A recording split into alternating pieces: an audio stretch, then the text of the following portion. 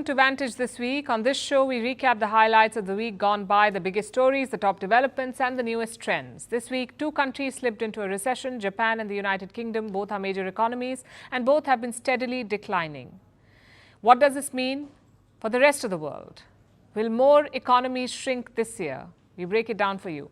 Meanwhile, the UAE saw history in the making. Prime Minister Narendra Modi inaugurated a temple in Abu Dhabi, the biggest Hindu temple in West Asia, and the messaging was powerful. We'll tell you all about it. In Europe, the NATO members are quite worried. Leaders are telling people to prepare for war, all thanks to Donald Trump. We'll explain. In the tech space, OpenAI made a breakthrough with Sora, a new AI model that helps you convert text to video. How does it work? What challenges does it pose? We'll discuss all of this and more. Let's get started.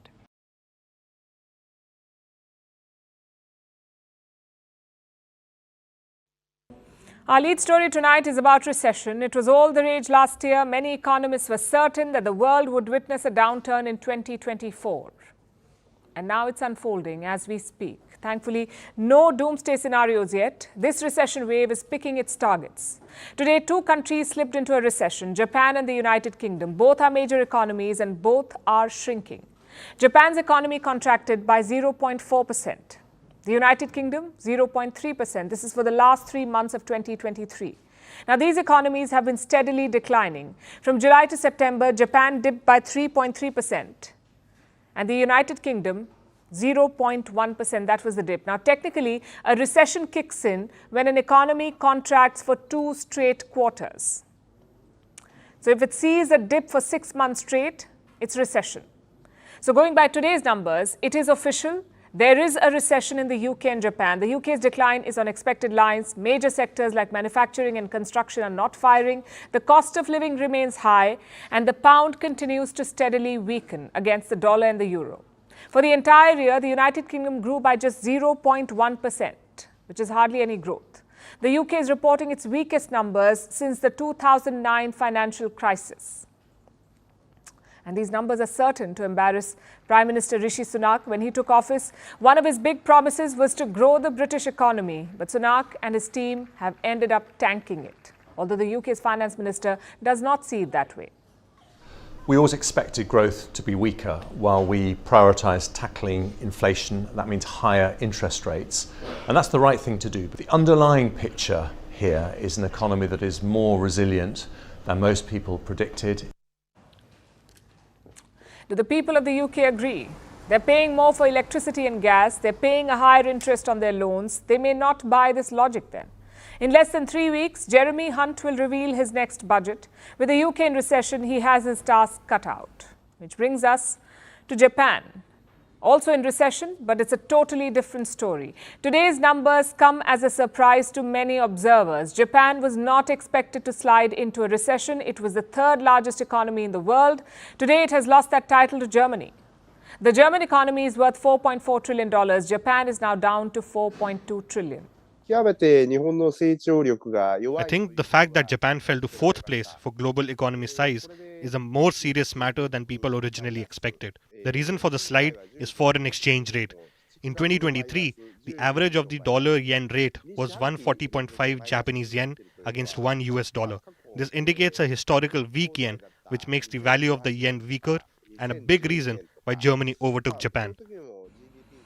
And what is dragging down Japan? Domestic demand is weak, so is consumer spending, which means people are not willing to part with their money, which is not surprising. Inflation in Japan is at a 4-decade high. So when the basics cost more, most people start budgeting their expenses. They spend less. What is worrying is the decline in business activity. Japanese businesses are spending less. And that's a matter of concern because when businesses tighten their belts, workers usually get poor increments. There could even be job cuts. And such a situation creates a cycle. When workers get paid less, they hold back their spending.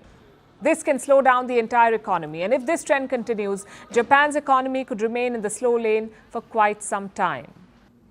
Now the question is, will more countries follow suit? Will more economies fall into a recession? Honestly, it's too early to say. Some experts claim this recession wave won't be like the previous ones. It won't stick around for a long time. The recovery could be quick. But the optimists got another setback today. from the European Union. The EU has released new projections. The Eurozone has cut its growth forecast. The earlier projection was for 1.2% growth. The new number is 0.8%, which is not a recession, but growth will be less than 1%. So the negative sentiment is spreading. Whenever major economies dip into a recession, it sends ripples across the world. Other countries begin to worry. It's a bit like watching a stack of dominoes fall, with everyone hoping it doesn't reach their side of the table.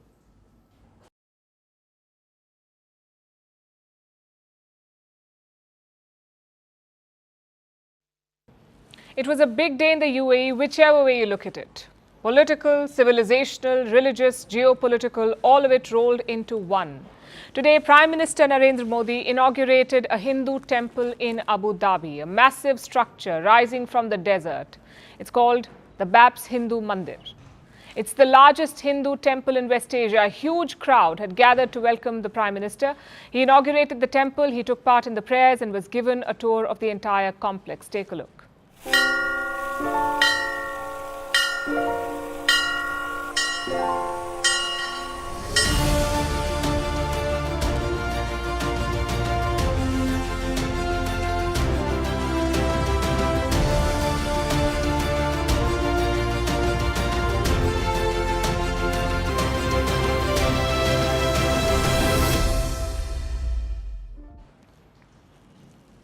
Prime Minister Modi addressed the crowd after the inauguration. He said it marked a golden chapter in history. He also heaped praise on the UAE government for its contribution. Listen in. United Arab अमीरात की धरती ने मानवीय इतिहास का एक नया स्वर्णिम अध्याय लिखा है। मंदिर पूरी दुनिया के लिए सांप्रदायिक सौहार्द और वैश्विक एकता का प्रतीक बनेगा। तो इस मंदिर के निर्माण में यूएई की सरकार की जो भूमिका रही, उसकी जितनी तारीफ की जाए उतनी कम है। Now, BAPS is a Hindu sect. They're followers of a yogi named Swami Narayan. He lived between the 1700s and the 1800s. His followers consider him to be a manifestation of Lord Krishna. The BAPS have built some 1,100 temples around the world, and this is their latest one. It was given the green light in 2015. That's when Prime Minister Modi first visited the UAE. He mentioned the temple project to MBZ. Mohammed bin Zayed Al Nahyan, MBZ, the current president, and MBZ made things happen. His country is home to 3.5 million Indians, and this temple is a cultural milestone for them. Some key numbers now. The temple is 108 feet tall, has 40,000 cubic meters of marble, 180,000 cubic meters of sandstone, and it's spread across 27 acres of land. This land belonged to the UAE government. It was donated by the rulers to build this temple. As you can see, the design is purely Indian. But there is a nod to the UAE. There are 7 spires in this temple complex. They represent the UAE's 7 Emirates, United Arab Emirates, that's what they're called. It was a massive challenge to complete this project. All the sandstones were crafted in India. Then they were taken to Abu Dhabi. So you can imagine the work involved. Now let's talk budget. Reports say the temple cost around 700 crore Indian rupees. That's 84 million US dollars. And where did this money come from? Donations around the world. I know these numbers are truly impressive. So is the temple itself. But the symbolism is much more. The UAE is one of the most important countries in the Muslim world. It's a key ally of Saudi Arabia. For them to permit a Hindu temple is massive, and that too of this size.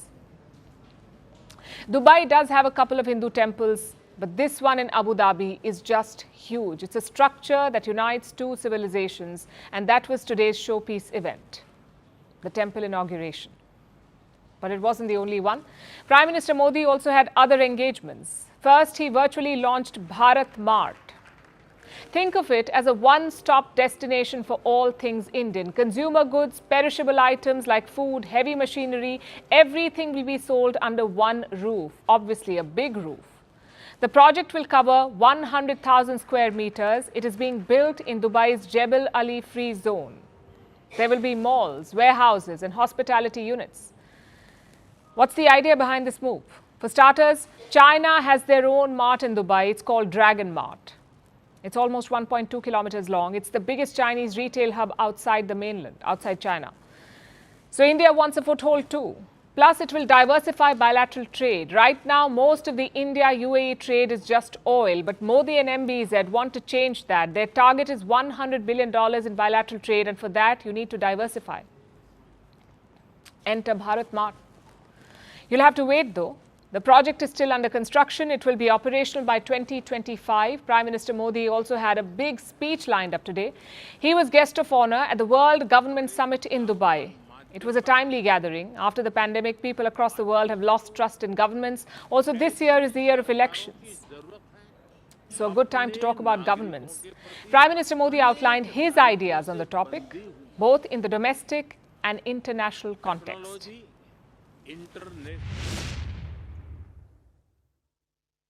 अपने national interest के लिए काम करते हुए international rule of law के प्रति अपनी commitment पर कायम कैसे रहे, नेशनल प्रोग्रेस का विस्तार करते हुए हम ग्लोबल गुड के लिए ज्यादा से ज्यादा कंट्रीब्यूट कैसे करें, इन सारे सवालों को ध्यान में रखते हुए ही हमें अपनी सरकारों को दिशा देनी है। मैं मानता हूं कि सरकार का अभाव भी नहीं होना चाहिए और सरकार का दबाव भी नहीं होना चाहिए, बल्कि मैं तो ये मानता हूं कि लोगों की जिंदगी में सरकार का दखल कम से कम हो। इन 23 वर्षों में सरकार में मेरा सबसे बड़ा सिद्धांत रहा है minimum government, maximum governance. There's a message to everyone there. First is balancing national interest and international rules. I hope China is taking note there. The second is about minimum government.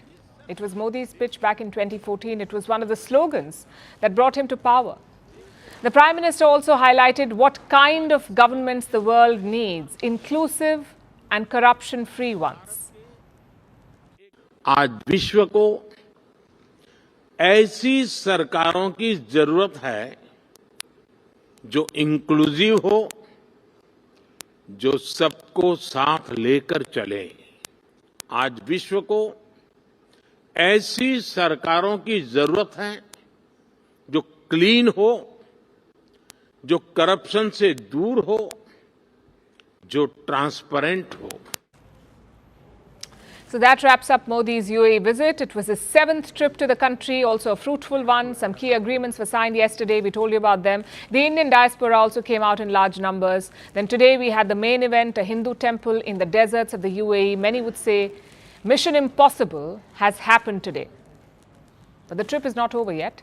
Prime Minister Modi's next stop is Qatar. He is expected to take off in a short while from now, and there different challenges await. We'll be tracking all the developments over the next few hours.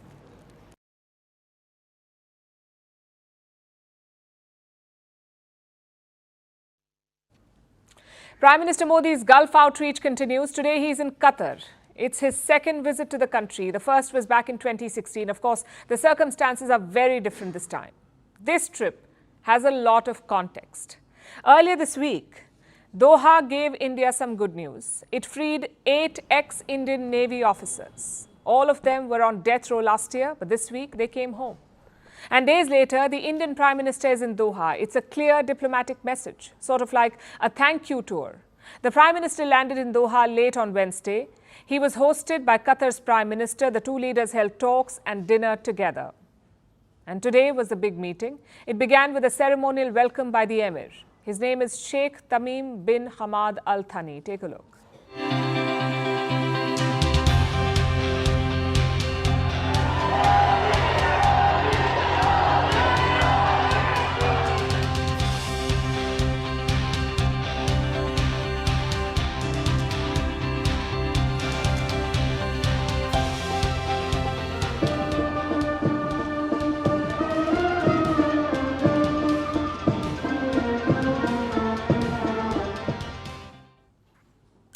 Then it was time for talks. Modi and Al Thani had last met in December. Both men had attended the COP summit in Dubai. Today, they discussed a number of issues like energy trade, bilateral investment, space collaboration and cultural ties. They also exchanged views on regional issues. I presume that included the war in Gaza. Prime Minister Modi invited the Emir to visit India. He also thanked him for releasing the 8 Indian sailors. Prime Minister thanked His Highness the Emir for his support for the welfare of the Indian community, and in this regard expressed his deep appreciation to His Highness the Emir for the release of 8 Indian nationals of Al Dhara Company. We are extremely gratified to see them back in India. Now, Qatar is an interesting player. Their trade with India is $18 billion. Some 840,000 Indians live and work in Qatar, and they make up 27% of Qatar's population. Indians make up 27% of their population, but the foundation of this relationship is energy. Qatar is the largest supplier of LNG and LPG to India, liquefied natural gas and liquefied petroleum gas. It makes up 48% of India's LNG imports and 29% of the LPG imports. Last week, both sides renewed an energy deal. Qatar will supply LNG to India for the next 20 years. The deliveries will begin by 2028. So there's a lot to like about Qatar. It's a reliable supplier of energy. It's home to thousands of Indians. It is also a solid investor in multiple industries. Now we come to the not-so-good parts. Qatar has a history of supporting terrorists. Hamas's political leadership lives in Qatar. The Taliban leaders used to live there. Plus, many reports link Qatar to Al-Qaeda and ISIS. So Doha is not a straight shooter, and that is by design. You see, compared to other Gulf states, Qatar is tiny. Just look at these numbers.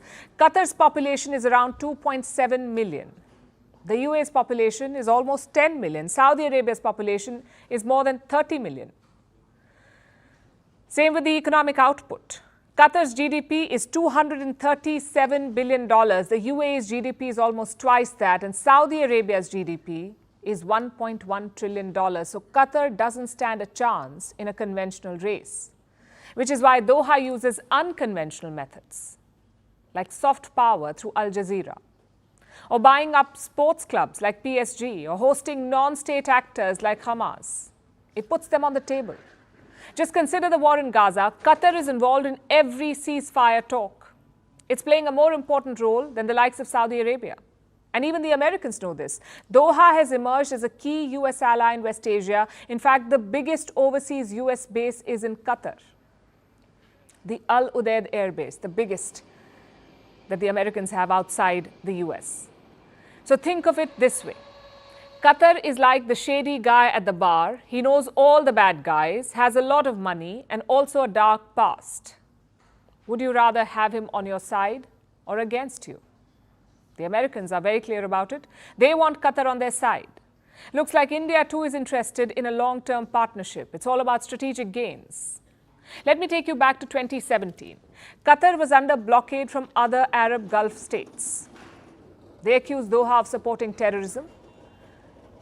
And that siege led to a food crisis in Qatar. You see, 90% of their food was imported via Saudi Arabia. That supply was cut. And when that border closed, it meant trouble. Guess who helped Qatar then? India.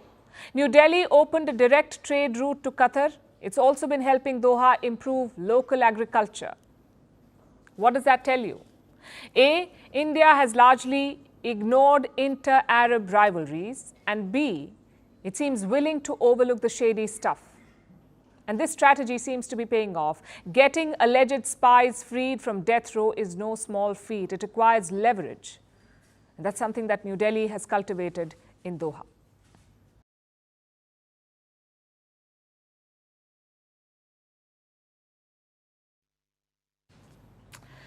Now let's turn to Europe, specifically to the European NATO members. 29 of NATO's 31 members are in Europe.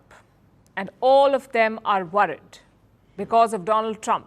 The former US president made a speech on Saturday. He spoke about not defending NATO members who did not contribute to the alliance. And that has led to a range of reactions in Europe. Some countries are treating it as a wake-up call, almost like constructive feedback. Others are angry. They're making jibes at Trump. But all of them seem to agree on one thing, that Europe cannot rely on the US alone. They need to come together. They need to prepare for war. Here's our report. One of the presidents of a big country stood up and said, well, sir, if we don't pay and we're attacked by Russia, will you protect us? I said, you didn't pay? You're delinquent? He said, yes, let's say that happened. No, I would not protect you. In fact, I would encourage them to do whatever the hell they want. You got to pay. You got to pay your bills. That was the speech that has shaken Europe. European NATO members, anyway. Trump said you got to pay your bills. And it seems now Europe has finally woken up. So I think it still is the plea for everybody to do more. And I think what the presidential candidate in America says is also something to maybe wake up some of the allies who haven't done that much. So hopefully we all do more, and collectively we are stronger together. These words from former US President Donald Trump should act as a cold shower to all those who constantly disregard this increasingly real threat Europe is facing. We have to stand on our own feet, of course, still counting on full cooperation with the United States. But Europe must do more to ensure its security. They're talking about waking up, doing more, a cold shower. Basically, exactly what Trump seems to have wanted. But the Europeans don't seem too happy about it. They seem hurt by Trump's statement. No matter what will happen in the US in this year, I think the conclusion has to be written already now that Europe needs to be stronger, and we need to be able to do more on our own. Article 5 of the Washington Treaty was used for the first time after a terrorist attack on the United States after September 11th. And at that time, Poland sent army brigades to Afghanistan for decades. And we didn't send the bills for that to Washington. Alliances also strengthened the United States. The Polish minister does have a point. He says that the only time NATO acted together was after 9/11. After the US was attacked. They probably didn't have to.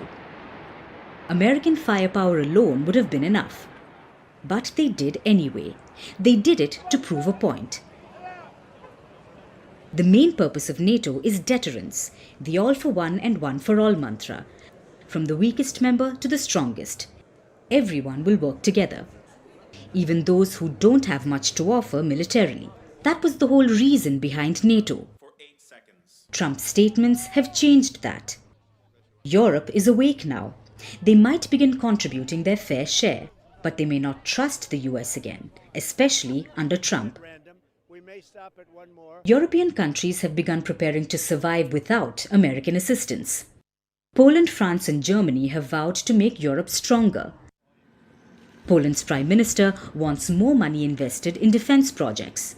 The three countries also plan to deepen their mutual defense ties by reviving a dormant regional grouping called the Weimar Triangle. Others may follow suit, seek similar intra-European alliances. Europe could start looking inwards instead of across the Atlantic. So Trump has both gained and lost something. He gained the promise of funds, but lost trust, little that he had in the first place anyway. That trade-off may be worth it to him, but as for the rest of the NATO members, the alarm bells are ringing loud and clear.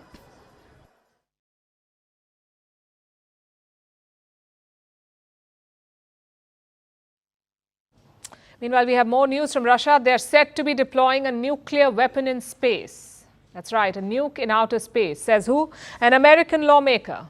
His name is Mike Turner. He leads an important committee of lawmakers. This week, he declared that the US faces a serious national security threat.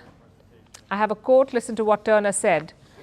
I am requesting that President Biden declassify all information relating to this threat so that Congress, the administration, and our allies can openly discuss the actions necessary to respond to this threat. Why are Americans so alarmed? There's a simple explanation for that. If Russia fires a nuke here on Earth, the US has a shot at defending itself. They can deploy countermeasures, they can launch counterstrikes.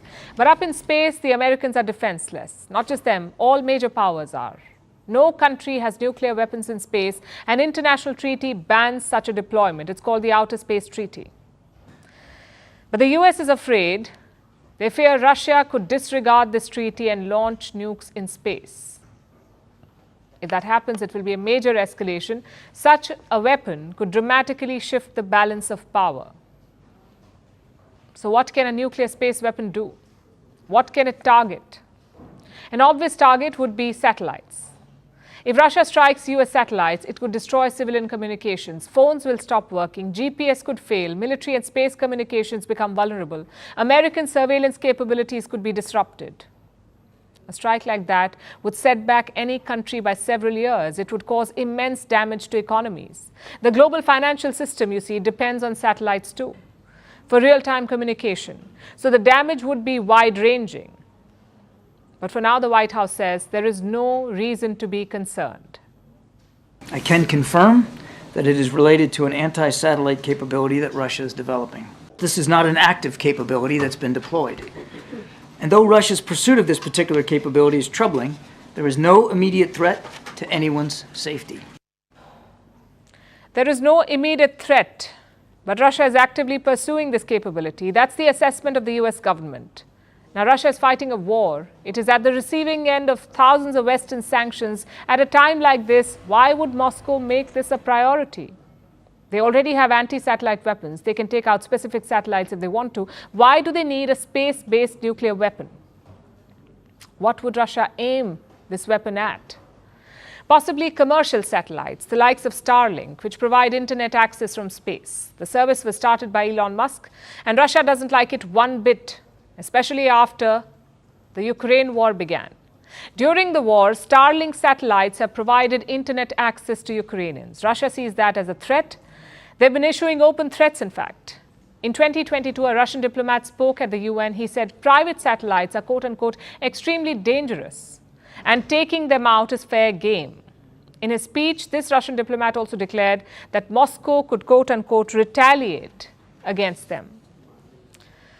But why not use the existing weapons? Because they may not be good enough. Russia's anti-satellite weapon can take out a single satellite, but services like Starlink use a network of satellites. So if Russia wants to disable them, they need the capability to take out the entire network.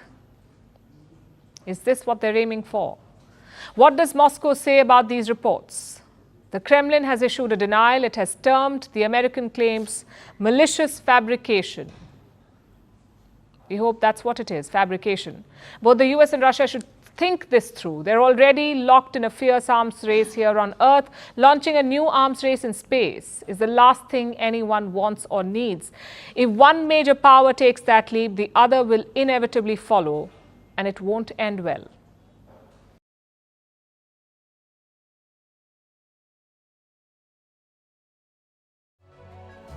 Before you get excited, no, this is not an AI-generated video, but very soon it could be. Because OpenAI has just unveiled its latest product. It's called Sora. Now, the word is derived from Japanese. It means sky. And what does it do?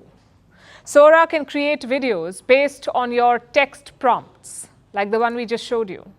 OpenAI has given some examples. We'll show you the prompt and then the video. A movie trailer featuring the adventures of a 30-year-old spaceman wearing a wool-knitted motorcycle helmet. Now that's very specific. I'm sure no such video has ever been shot. So let's look at Sora's output.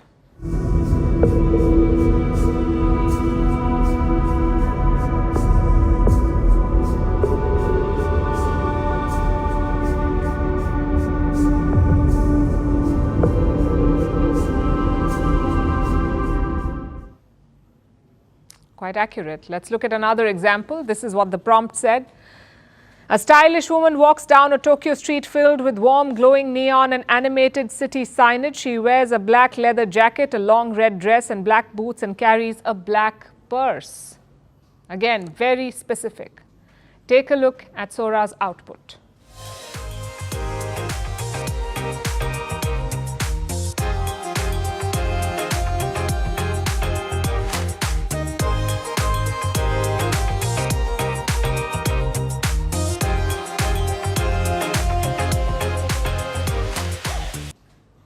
That was an AI-generated video. Let's tackle the obvious question here. How is Sora doing this? Through machine learning. Sora is basically an AI model. It has been trained on possibly tens of thousands of videos, maybe millions. So the responses are based on those clips. Let me explain with another example. This is the prompt. 2 golden retrievers podcasting on top of a mountain. Look at Sora's output.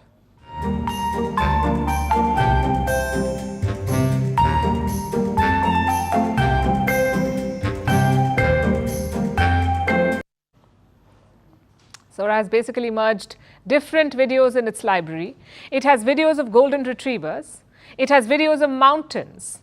It also has videos of podcasting. So the output that you see is a mashup. It has learned from those clips to generate the output. But sometimes it can go wrong. Let me show you another prompt. Step printing scene of a person running, cinematic film shot in 35 mm. Now look at the output.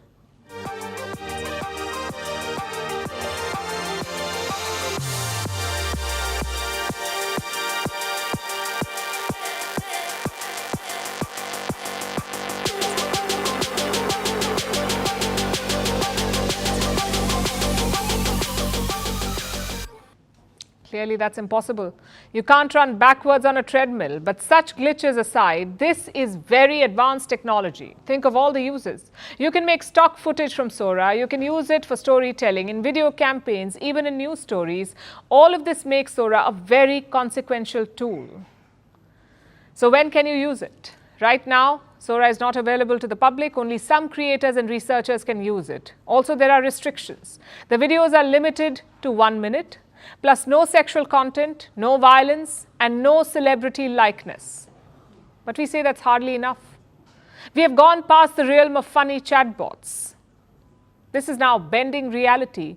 People may dismiss fake news claims on social media, but what if that claim is backed by pictures or videos? Maybe a politician taking bribes, or communal riots, or celebrities doing something wrong, or maybe something as simple as an alien spaceship. It could amplify that fake news. Of course, AI models have some guardrails. They won't let you make videos or pictures of celebrities or politicians, but that alone is not enough. There are many unregulated models out there, those willing to bend the rules. And we've seen examples of that, like fake robocalls by US President Joe Biden or fake porn images of Taylor Swift. So what's the solution to these problems? Well, tech companies say they're on it. A global accord is in the works. It attempts to limit disinformation and fake news from AI. And how will it do that? Among many things, with a watermark. If every AI image or video has a watermark, you can distinguish them. Sora videos do have them. You can see the watermark on the bottom right. It's a stopgap measure until more rules come in, which raises the bigger question, where does AI go next? Well, you know the rule about technology, it keeps getting better whether you like it or not. Soon such AI videos may become indistinguishable from real ones. And when that happens, we need rules. Companies alone cannot guarantee safety in the age of artificial intelligence. Governments must take the lead.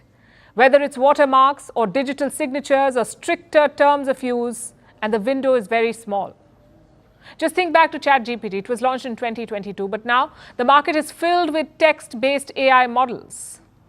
There are many others who are doing the same thing. Chances are Sora will go the same way. Before you know it, similar models will be everywhere, which is why regulation is urgently needed. I know world leaders have a lot on their plate, but they would be wise to see samples of Sora. That should tell them how urgent it is.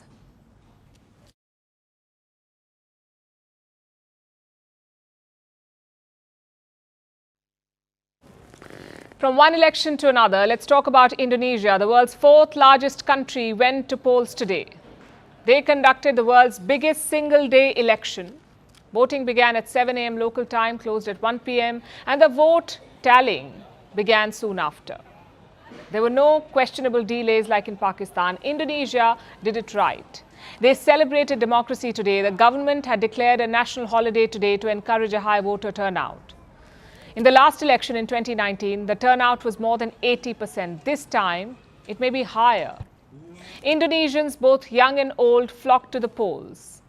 It was a festive atmosphere. This is despite the rain threatening to play spoilsport. Parts of the capital, Jakarta, were submerged. People had to wade through knee-deep water in some places. Voters and election workers faced issues, but most of them still made their way, sometimes to unique election booths, decked up because of the other important event today, Valentine's Day. I myself am comfortable and happy at how unique this polling station is. It's different than anything I've seen. And it's just, wow.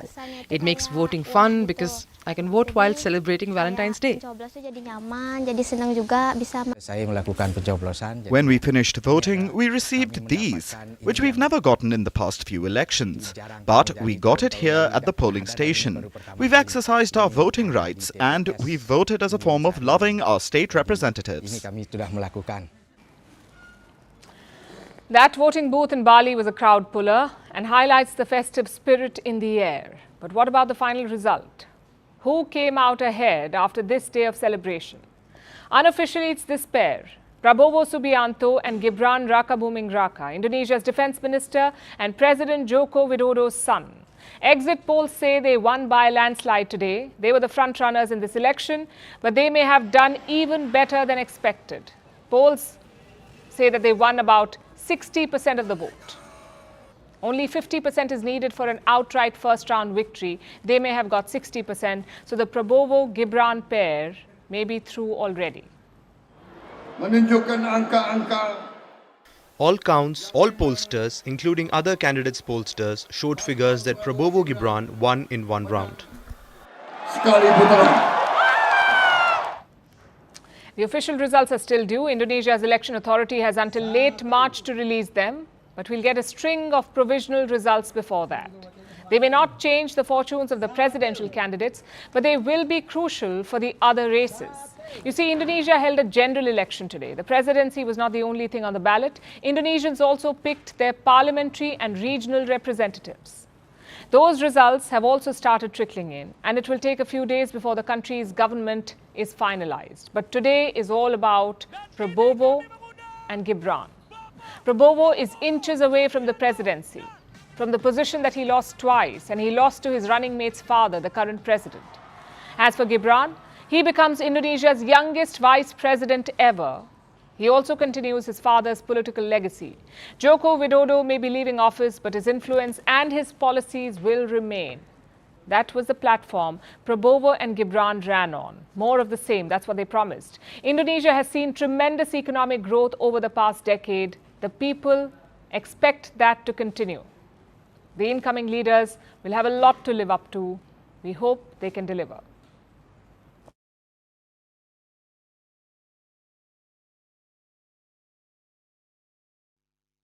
And sticking with the Pakistan election, let's talk about how the leaders campaigned. They took out rallies, they addressed the people, but Imran Khan did all of this with a twist.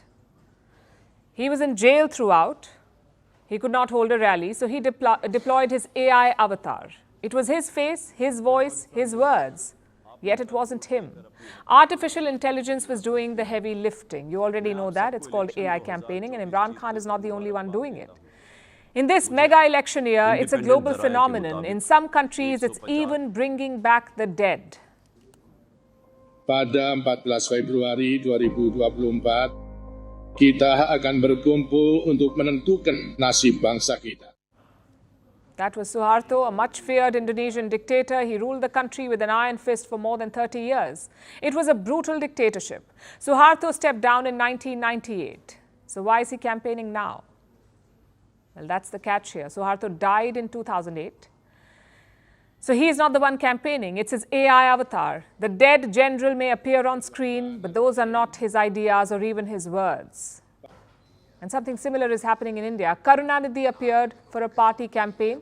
He's the former Chief Minister of Tamil Nadu, a veteran politician. He praised the government's efforts. He lauded the policies, the Tamil Nadu government. And he talked about the leadership of his son. That's current Tamil Nadu Chief Minister M.K. Stalin. But again, Karunanidhi is dead. He died in 2018. And this may look exactly like him. His trademark sunglasses and attire, but the words are not his. It's an AI avatar. Which brings us to the question, why are political parties resurrecting the dead? You see, elections are won on popularity, on who has the star power, on who can inspire people. And in these cases, dead leaders seem to be more popular than the living ones, especially political stalwarts like Suharto and Karunanidhi. They're still mass leaders. Till date, people fear and admire them. And that's why their parties are using their AI avatars to leverage their popularity. But is it ethically right? Who owns the rights of a dead person's likeness? It's a tricky question. The dead do not have rights. In India, laws protect the dead from defamation, but there is nothing about using their avatars or even their voices. Technically, consent should be required, but that raises another legal problem. Who gives this consent? If the person signs off on it before they die, well and good, matter resolved. But what happens if they don't?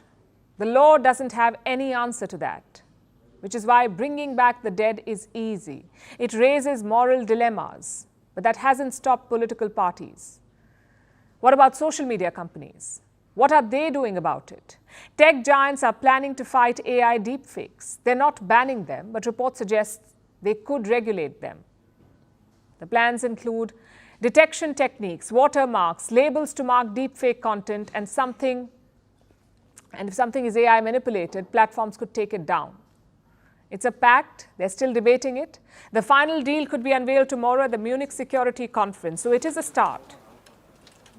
But is it a start too late? We are 1.5 months into the new year, into the year 2024, not new anymore. At least 4 countries have gone to polls already. Many more are counting down. Companies say they want to protect democracy. They want to maintain electoral integrity. Yet they were not prepared for this election year. Take the US, for example. A recent Biden robocall asked voters to not vote during the primaries. It sounded like the US president, but it wasn't him. It was a deep fake. One that was propagating fake news in an election year. Tech companies may now debate on the future course, and guardrails may be a good start, but it's a very late start because in many countries, the damage is already done.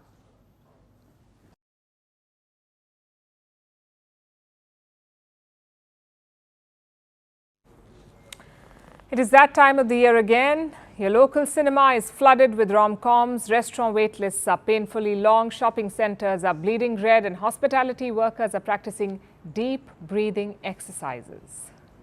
Today is Valentine's Day. No one really knows how it began though. Some point to gory origins, like when Saint Valentine was murdered in 270 AD and ancient Romans honored him with fertility festivals involving sacrificial goats.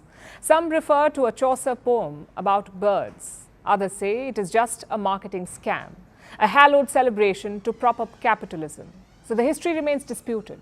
But there is one thing we can all agree on. Love it or hate it, Valentine's Day is not going anywhere because the business of love is booming. Just look at India. It doesn't just celebrate a Valentine's Day, the celebrations go on for a week, or what is rather creatively called the Valentine's Week. These 7 days of love are a bonanza for businesses.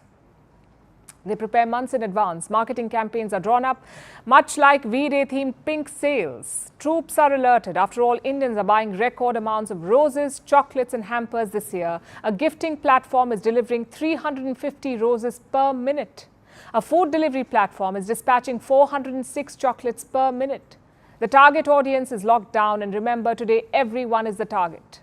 Home delivery apps now have a single mode. For those who do not have a significant other and don't want to see Valentine's Day promotions, switch to single mode. And all kinds of products are on sale, even if marketers have to force the logic. Like banking services. What do they have to do with Valentine's? But they're offering special fixed deposit rates. Not sure how FDs scream romance, but no judgment here. Because big spending is happening everywhere. In Australia, 5 million rose stems will be gifted today.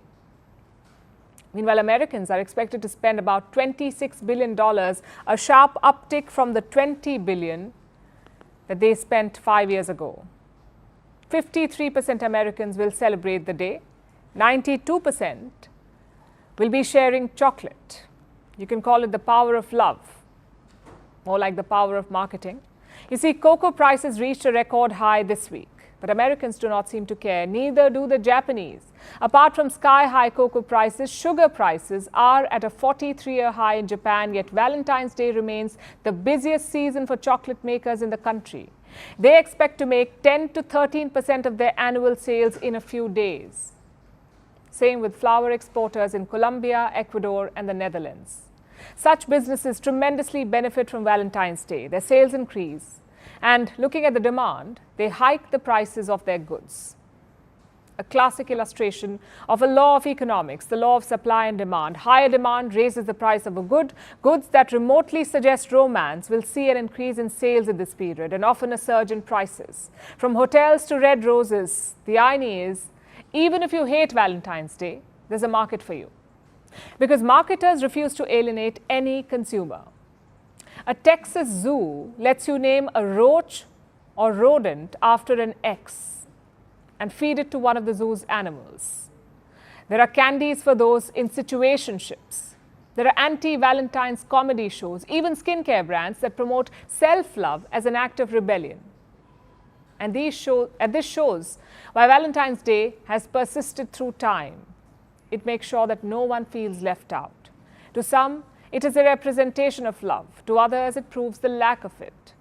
So whether it helps you recognize and celebrate love, or it becomes a cauldron of unmet expectations, Valentine's Day, it seems, is here to stay.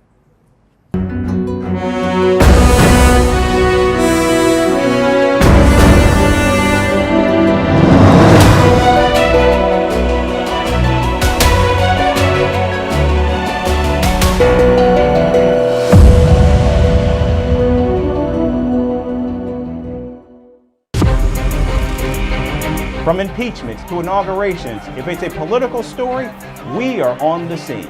The race for the White House is heating up. We're beating Biden. How dare he say that? If it's breaking news, we're live with the latest coverage. From the White House, the State Department, and Capitol Hill, we know the issues, but above all, we know the players to bring you the latest in-depth analysis on all the key stories that we're covering. I'm Eric Ham. Join me from Washington here on Firstpost America.